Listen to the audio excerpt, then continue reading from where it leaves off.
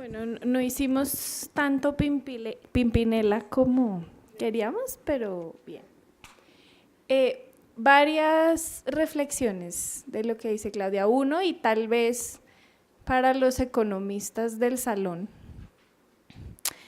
tendría uno que preguntarse si este aumento en los eventos adversos de los nuevos medicamentos en un número de años más reducido tiene que ver con el cambio de rol de las agencias sanitarias en el mundo globalizado del que hablábamos. Es una hipótesis interesante de explorar. Ahí queda por si a alguien le interesa. Sí. La segunda cosa es, ¿quién de acá ha oído la frase de que este sistema de salud es pésimo porque es un sistema que solo da aspirina y ibuprofeno? Alce la mano. Todos, casi todos. Hoy quedaron medianamente persuadidos de por qué dar aspirina y ibuprofeno es sabio, a veces en vez de dar las cosas más nuevas y las cosas más que acaban de entrar y que además son costosísimas. Creo que en general la charla de Claudia nos lleva a ese punto. Bueno, la tercera cosa que yo quería decirles antes de entrar un poco a estas 6 manifestaciones de la crisis de la evidencia, que ella ya ejemplificó algunas, pero estas es como para darles el marco, es en general el rol de las agencias sanitarias.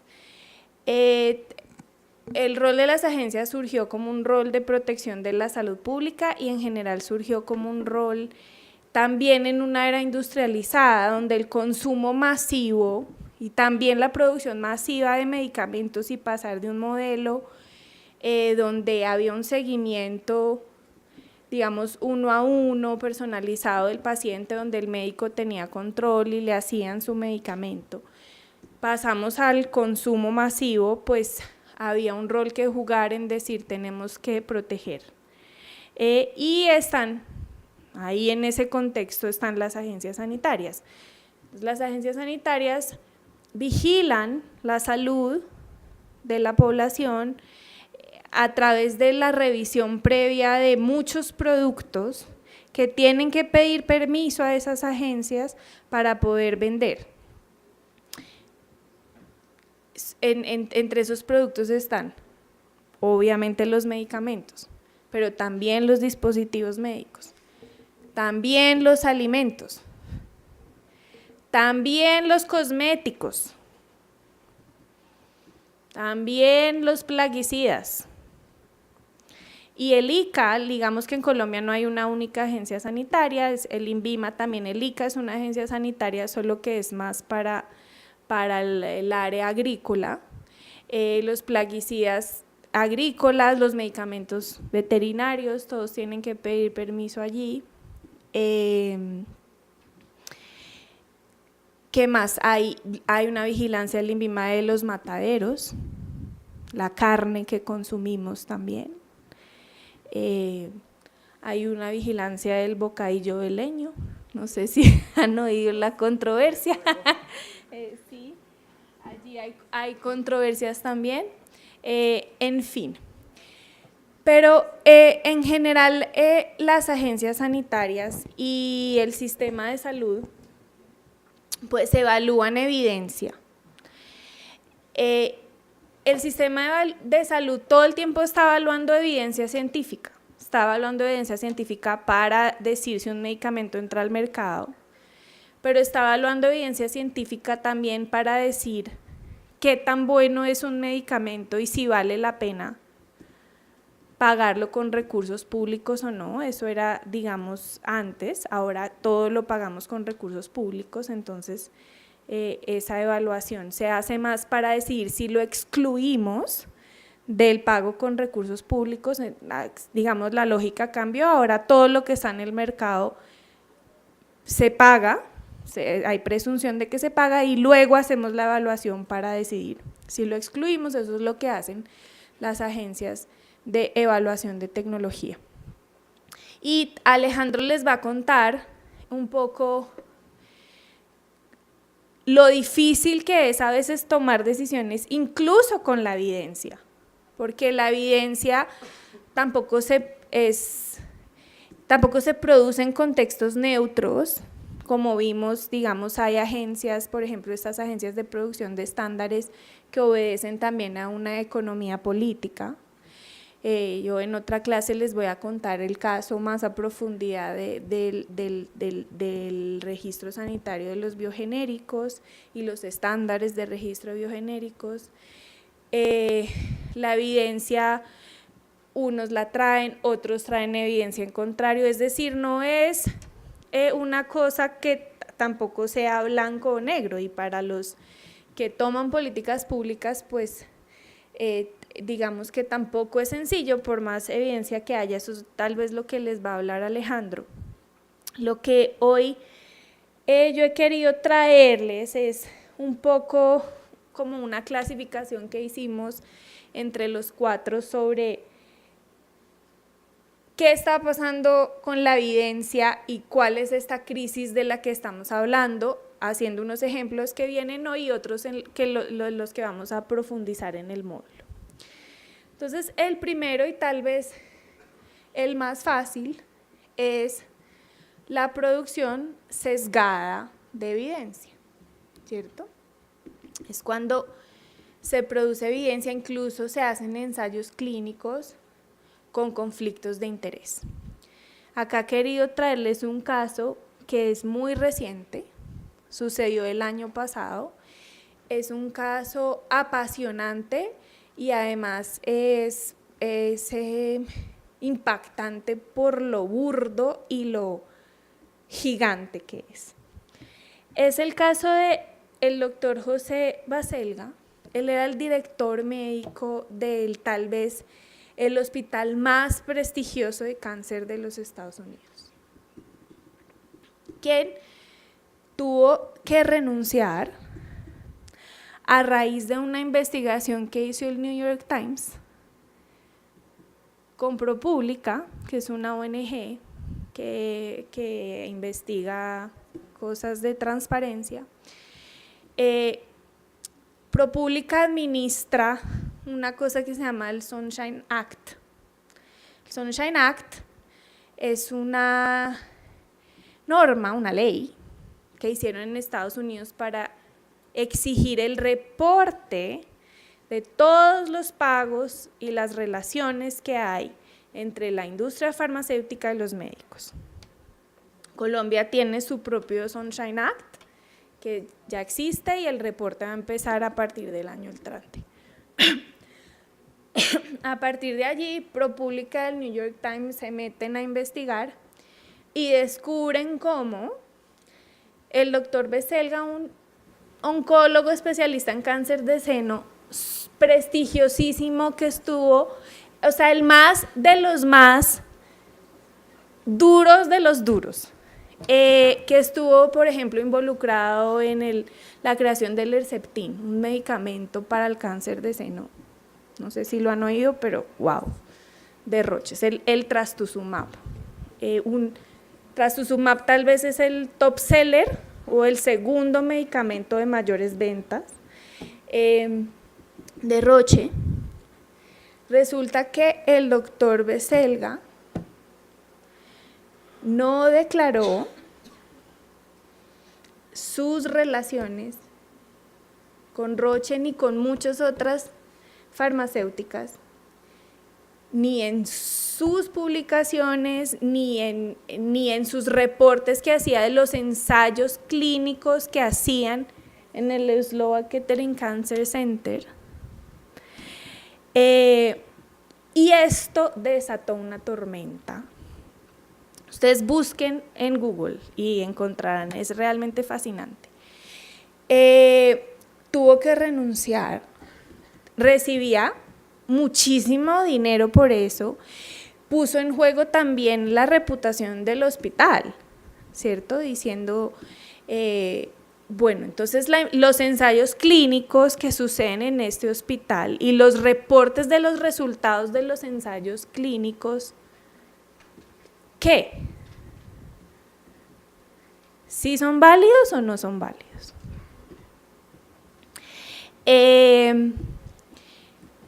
Marcia Angel, también les recomiendo que la que nos presentó Claudia, hizo una columna de opinión también en el New York Times sobre este caso.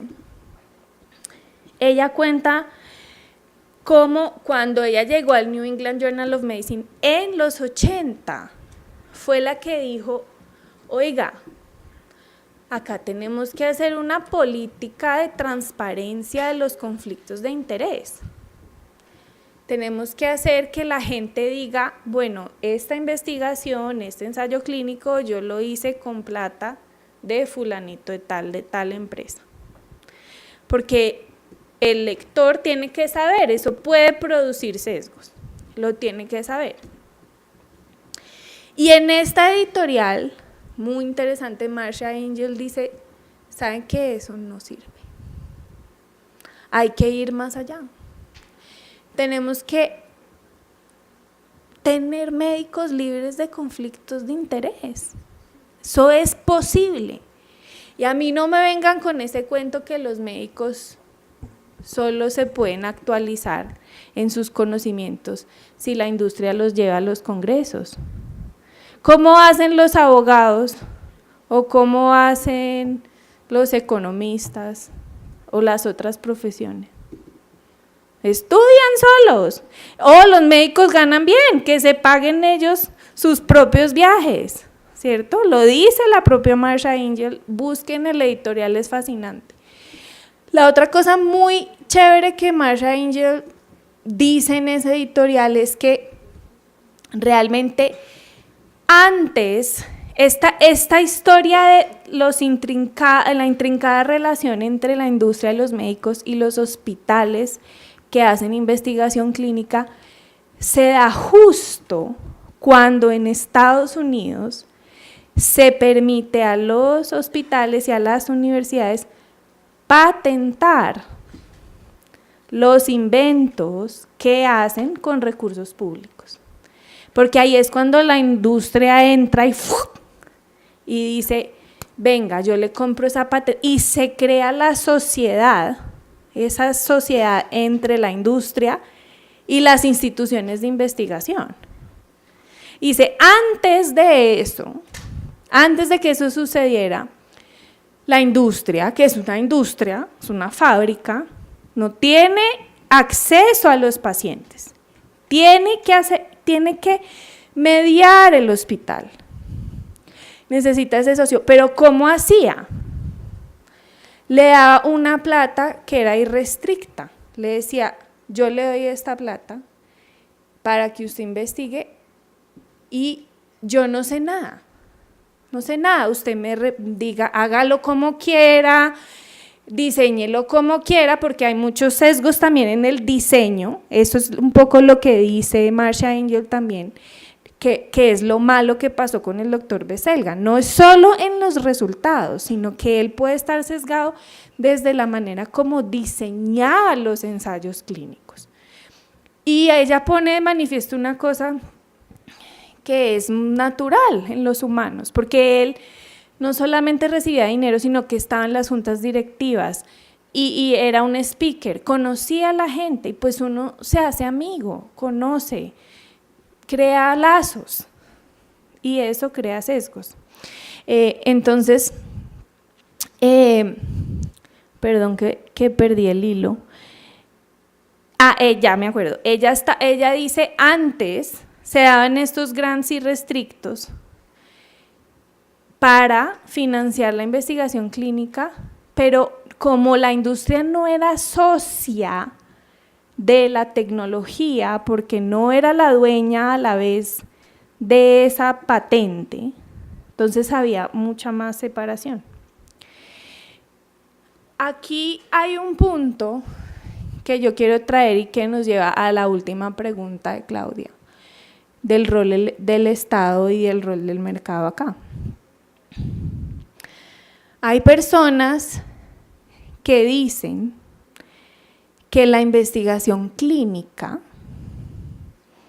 debería financiarse por el Estado, así de la misma manera, y hagan esta analogía, como hay unos que dicen que las campañas políticas deberían financiarse 100% con recursos públicos, que no haya injerencia de privados, porque el resultado es de tal interés para todos que debería ser. Entonces, esa es una opción que está, una idea que está, viable, no viable, no sé, eso se puede discutir, pero es una forma en la que se está proponiendo solucionar esto, porque el tema de los conflictos de interés está llegando a ser tan grande a este nivel de la institución de más prestigio con las publicaciones en las revistas más prestigiosas. Marcia Angel dice: la política de transparencia y de revelar los conflictos de interés no basta y no sirve. Si una persona de este nivel puede durante tantos años salirse con la suya y no revelar los conflictos de interés en los artículos científicos que produce, si la revista científica no tiene la capacidad de darse cuenta de este tipo de cosas, en una persona de este nivel, imagínense lo que puede haber en los cientos de artículos y ensayos clínicos que hay alrededor del mundo, ¿cierto? Entonces, este es la primera manifestación. La segunda manifestación la hemos llamado la evidencia para el mercadeo. Y este es el uso estratégico de la evidencia como barrera o ventaja en el mercado. En este no me voy a detener mucho porque vamos a tener casos a lo largo del módulo que lo ejemplifican. Uno es el caso de la bioequivalencia, se los va a contar Tatiana Andia, pero la bioequivalencia es un ensayo clínico que se pide a los genéricos. En unos países es requisito, en otros países no, pero hay empresas que hacen la bioequivalencia incluso si no es necesaria, o sea, hacen un experimento con humanos innecesario para salir y decir: hey, yo hice bioequivalencia, señor médico, por lo tanto soy mejor que el otro que no hizo equivalencia, a pesar de que ese experimento con humanos no demuestra nada ni agrega nada frente al que no lo hizo. Entonces, eso lo entenderemos claramente. El caso de los biogenéricos, que es el que yo también les voy a exponer largamente, entonces allí no me voy a detener. La tercera manifestación es el ocultamiento deliberado de evidencia. Sesgo de publicación se llama en el lenguaje técnico. Acá en las próximas clases vamos a hablar un poco de dos casos, que es el tema del tabaco. Todos alguna vez habrán oído, hay películas que se han producido al respecto sobre cómo las tabacaleras de manera deliberada ocultaron la evidencia científica sobre la relación entre el tabaco y el cáncer. Uno fascinante que se descubrió también tal vez hace año y medio, 2 años, cuando se desclasificaron un montón no sé si ustedes saben que en Estados Unidos hay como un final secreto, hay documentos que son secretos y no sé después de cuántos años ya pueden salir a la luz pública. Esto era antes de Wikileaks, ahora en Wikileaks todo es inmediato, pero este fue y esto tiene un artículo también fascinante en el New York Times. Yo les hablo pues de artículos de periódico más que de publicaciones científicas para los que no son tan científicos en el curso. El New York Times cuenta cómo la industria del azúcar hizo todo el lobby y todo lo posible de manera deliberada para echarle la culpa de la enfermedad cardiovascular a las grasas y al colesterol. Y decir, acá el problema es de las grasas, entonces las grasas, no coma huevo, las grasas hidrogenadas, no sé qué, pero azúcar, no hay problema. Coman azúcar, Coca-Cola, chicles. Y fue un ocultamiento deliberado. Todo eso salió cuando se desclasificó esa información. Y hay otro caso en el que me voy a detener un poquito más porque me encanta. Es también fascinante. Nuestro amigo Peter Gotch está involucrado en este caso. ¿Qué? Sí. El caso Trials, el caso Tamiflu, está involucrado Peter Ghosh, pero en realidad el que lo impulsó durísimo es un médico inglés que se llama Ben Goladriel, que escribió un libro. Bueno. Entonces, y está en el material que les mandamos ayer del programa, que está en el Moodle también colgado, están los videos y un TED Talk de Ben Goladriel en donde cuenta el caso de Tamiflu. Bueno, entonces, ¿quién ha oído del Tamiflu? Acá, listo. No tantos. Bueno, el Tamiflu, ¿qué pasó? Bueno, el Tamiflu básicamente era la vacuna para la gripa aviar. ¿Se acuerdan por allá en los 2000 que hubo la gripa aviar? El señor del tapabocas, ¿se acuerdan? Transmilenio famoso. Bueno, gripa aviar. Y H1. Sí, perdón. No era la aviar. ¿Seguro? La porcina. Bueno, acá me están diciendo que era la porcina, que es la que casi quiebra México. Bueno, entonces, básicamente Roche hizo la vacuna, básicamente, eso dijo, hizo la vacuna de la gripa porcina. Y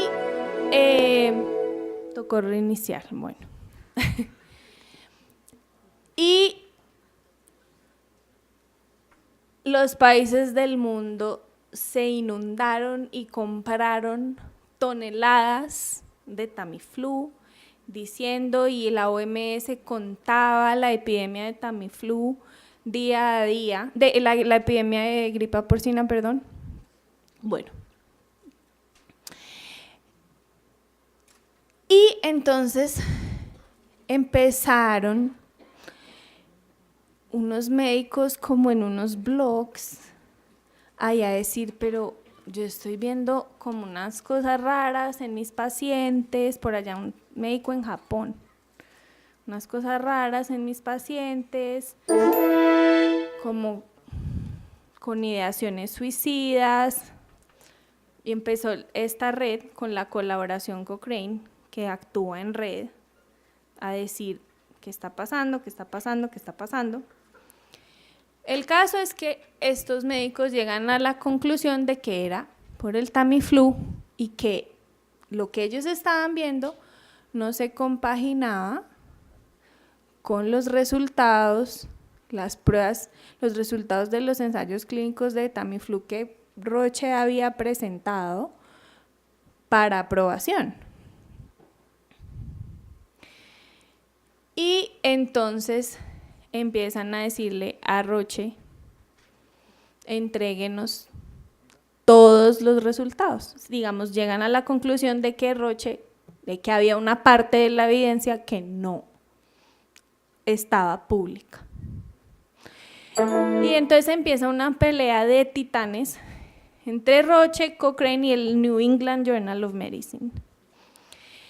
Le mandan una carta abierta al New England Journal a Roche y dice, por favor, déjenos acceder a toda la evidencia, no solo la buena que usted escogió y que entregó, sino a toda, para nosotros hacer una evaluación completa y real del Tamiflu. Roche primero dijo que no había tal, después le dijo a esta gente, listo, vengan, yo les dejo acceder a esta evidencia, pero confidencialmente. Usted solo puede acceder confidencialmente y además no puede decir ni siquiera que accedió confidencialmente. ¿Y qué hace el New England Journal? Publica el email de Roche diciendo esto. Bueno, fantástico. Se arma pues el lío, la ira, la furia, hasta que le queda más remedio. Roche está contra la espada y la pared, digamos, en su prestigio. Es una cosa a la industria farmacéutica porque muchos de ellos cotizan en bolsa, el prestigio público, realmente la opinión que tiene el público de ellos y cuando están en escándalos y eso pues no les gusta y les hace daño porque baja la acción. Entonces, listo, Roche les da la información, analizan y dicen el Tamiflu, el cual estaba los países estoqueados con bodegas de Tamiflu, no sirve para nada más allá de tomarse un Dolex. Perdón por decir la marca, de tomarse una acetaminofen. Aquí Jonathan dice 1 millón de dosis. 1 millón de dosis, sí. Acá hay gente, pues en países hay gente al borde de la cárcel, funcionarios públicos, hay investigación disciplinaria, detrimento patrimonial fiscal, por eso acá se han vencido dosis de Tamiflu. Oseltamivir, de hecho es el nombre genérico. Y esto desembocó en una cosa que se llama el All Trials Initiative, que es fascinante y es un movimiento diciéndole a la industria, a los investigadores, señores investigadores, registren y publiquen los resultados de todos los ensayos clínicos, digo todos, porque no puede ser que usted haga muchos ensayos clínicos, en unos les vaya bien, en otros le vaya mal y solo presente al público y a la agencia sanitaria en los que le va bien. Esto no puede suceder. Entonces, ese es un caso dramático de ocultamiento de evidencia. Lo interesante aquí es que lo que se denomina el sesgo de publicación se ha revisado también, por ejemplo, para medicamentos en psiquiatría. Peter Ghosh hizo un análisis de algunos medicamentos para psiquiatría, algunos usados en depresión de adolescentes, y al incorporar la información de los datos no publicados, el resultado final se invierte y el uso de ese tipo de medicamentos que se llaman los serotoninérgicos o los inhibidores de la recaptación de serotonina, aumentan el riesgo de suicidio en adolescentes. Entonces hay una restricción global del uso de esos fármacos en adolescentes, pero el volumen de casos de suicidio adolescente en tratamiento aún está por conocerse.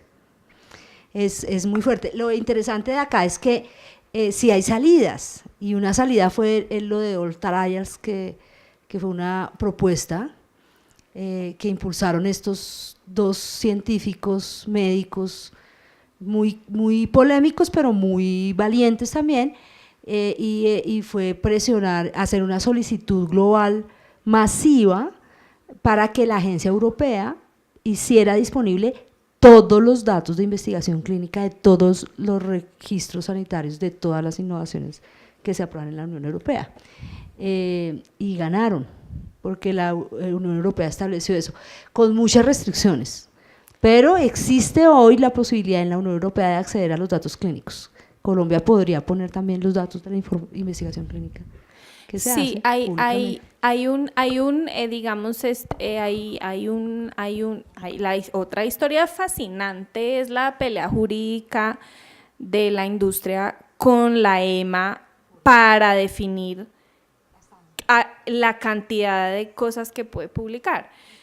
La EMA se vino y dijo, listo, publiquemos todo, y la industria dijo, hey, no, un momento, acá hay secretos industriales, acá hay un montón de cosas, información privada, no publiques todo, y empezó una pelea jurídica con demandas y todo, que también es un litigio fascinante de alquilar balcón.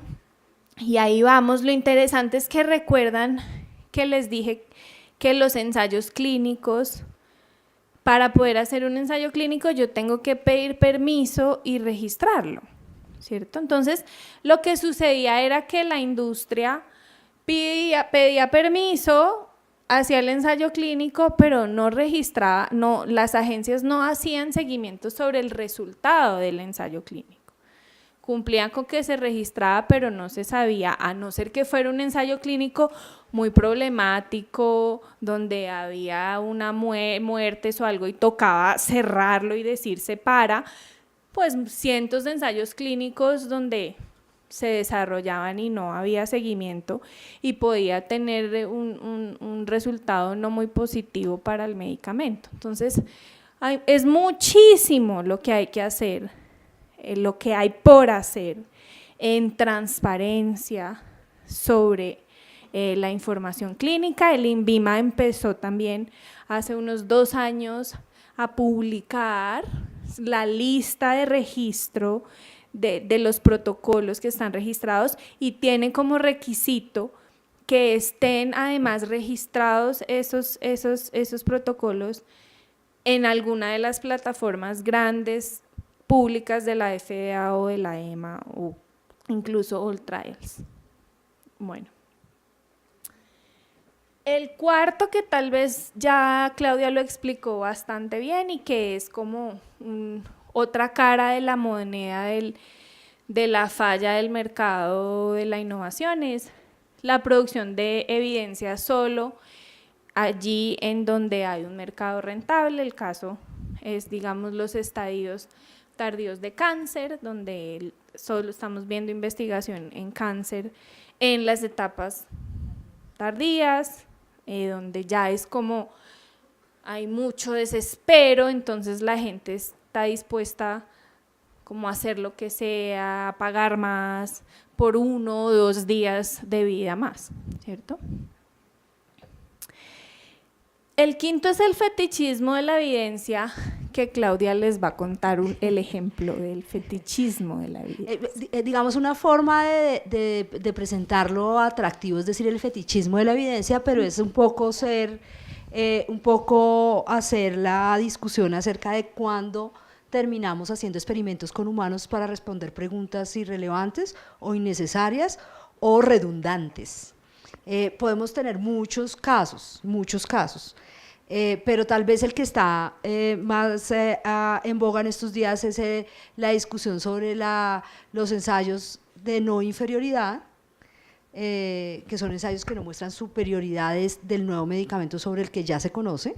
Está muy discutido éticamente eso. Vinay Prasad dedicó todo un hilo de Twitter a decir por qué los ensayos de no inferioridad son antiéticos y metodológicamente irrelevantes, pero son los que han dado el sustento a lo que se denomina los nuevos anticoagulantes orales, dabigatran, apixaban y otros casos. Estos medicamentos están involucrados ahora en un caso de ocultamiento de información también muy interesante, pero digamos, surgieron en el mercado como sustitutos ventajosos a la warfarina, a la famosa, conocida, ultra conocida warfarina.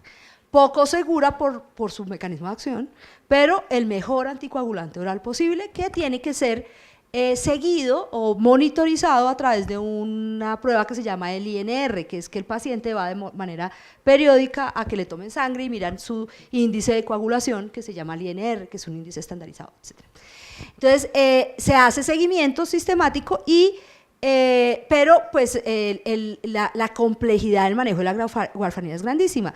Si el paciente se pasa de dosis, hay sangrado. Si no toma la dosis, le da un accidente cerebrovascular. Si cambia de peso el paciente, cambia la dosis. Si la dieta cambia, como de brócoli en vez de tal cosa, cambia la dieta. Si bajó de peso, le cambia la distribución. Si sube de peso, le cambia la distribución del fármaco. Es un medicamento hipercomplejo que tiene mucho control, pero es un medicamento que se conoce y se entiende cómo debe ser manejado. Entonces, los nuevos anticoagulantes orales surgieron con la promesa de que no necesitaban control del INR, algo que no tenga control del INR para poderlos utilizar. Hipercostosos sus sustitutos, llevan ya un poco más de 10 años en el mercado, todos fueron aprobados con base en estudios de no inferioridad. En un estudio de no inferioridad lo que tiene que demostrar es que no es peor al medicamento evaluado. Yo tengo que demostrar que no soy peor que la warfarina, no que soy bueno, sino que no soy peor. Y fueron estudios que, pues digamos, mostraban que el paciente no necesitaba, digamos, más tiempo, etc. Sin embargo, con el correr del tiempo ha mostrado que tienen los mismos riesgos de sangrado, que tienen las mismas complicaciones, que no tienen antídoto, porque el mecanismo de acción es complejísimo, o es diferente más bien. Es muy diferente al de la warfarina. Cuando yo tengo un hipersangrado con warfarina, yo puedo poner vitamina K y revierto la acción de la warfarina y el paciente puede salvarse de un sangrado masivo, pero en el caso de los nuevos no existe antídoto. El que surgió ahora, un nuevo medicamento biotecnológico antídoto, vale muchísimo dinero, casi nadie tiene acceso a él, y hoy sabemos que pudiera ser útil esos medicamentos anticoagulantes orales sustitutos de la warfarina, en pacientes, en un muy número reducido de pacientes. Sin embargo, seguimos haciendo ensayos contra la warfarina, y más ensayos, y más ensayos. Todos queremos demostrar cualquier cosa alrededor de la warfarina, y de los comparadores con warfarina y de las innovaciones adicionales, digamos, como sustitutas de la warfarina. Yo creo que es un caso de fetichismo. Queremos y queremos y queremos, y ya está hiper demostrado o hiper probado que la ventaja comparativa de estos anticoagulantes nuevos con la warfarina es muy baja y que deberíamos parar de usarlos y restringirlos. Incluso yo diría que en algunos casos posiblemente se va a tomar la decisión de retirarlos del mercado por los riesgos que tienen. El valor que tienen es muy limitado. Yo creería que ese es uno de los casos de fetichismo y los casos de bioequivalencia innecesaria. También es un fetichismo. Dame una prueba clínica, no la necesitas. Dame una prueba clínica, que no la necesitas. Haz un experimento con humanos, pero ¿para qué si ya está demostrado que es equivalente?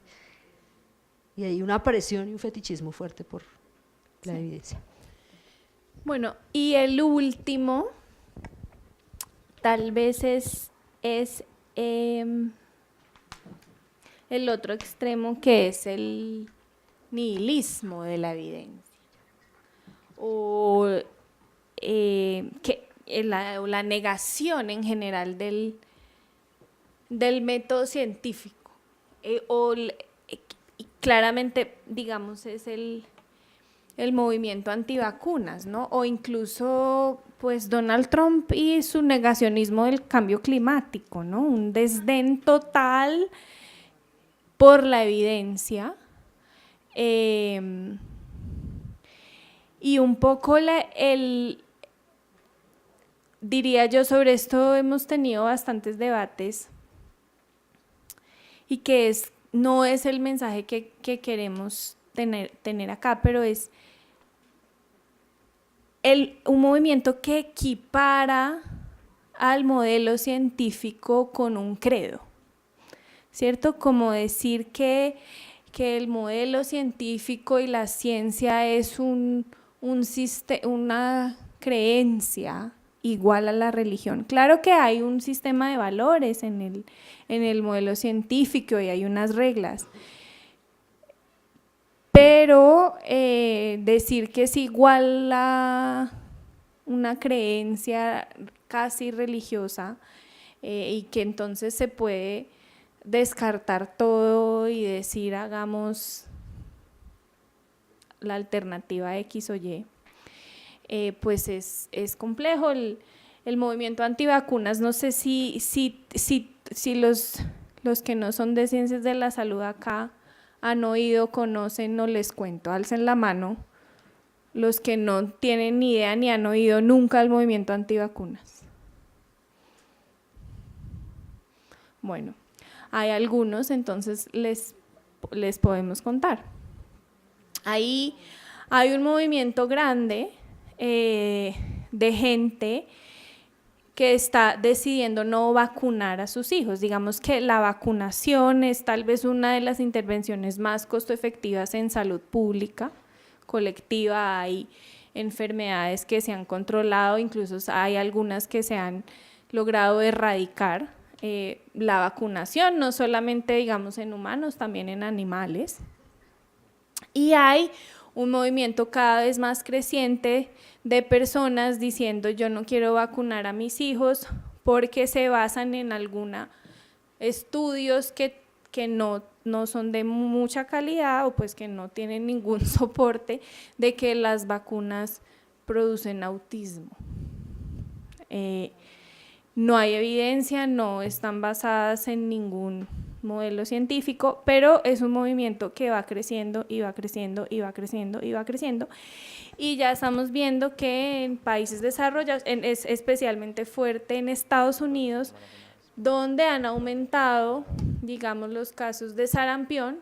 Sarampión estaba controlado, se ha empezado a descontrolar, hay mucho más sarampión y eso afecta, digamos, a pesar de que la vacunación tiene un efecto colectivo, donde a pesar de que tu hijo esté inmunizado y vacunado, el hecho de que haya otros niños, pues va haciendo que el efecto de inmunización colectivo se pierda y puede haber riesgos de contagio. Entonces, el movimiento pues antivacunas tiene un total desdén por la evidencia basado en otra evidencia que no tiene no está basada en el modelo científico ni en los pilares ni en las reglas de la ciencia.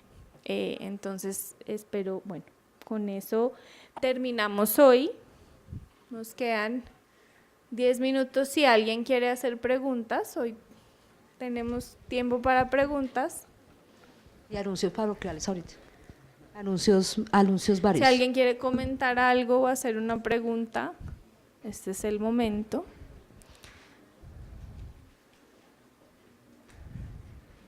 ¿Nadie? ¿Todos se quieren ir? Bueno, váyanse.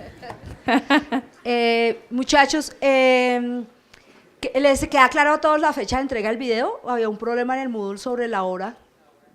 Ya se arregló para que quede hasta medianoche del viernes, ¿no? Sobre los grupos… del otro miércoles, perdón. Es que lo cambiamos porque solicitaron que era el otro miércoles. Del miércoles, perdón. Eso era una. La segunda es sobre la conformación de grupos. Ustedes son autónomos, hasta tres personas, de 2 a 3 personas. ¿Listo? Hay algunos que están pidiendo autorización de hacerlo de uno, lo miramos caso a caso. Y ya, nos vemos el otro miércoles con Alejandro Gaviria, que me imagino que les gustará. En el Moodle se creó un chat para los que tienen dudas, que a través del chat se resuelva. Es un foro.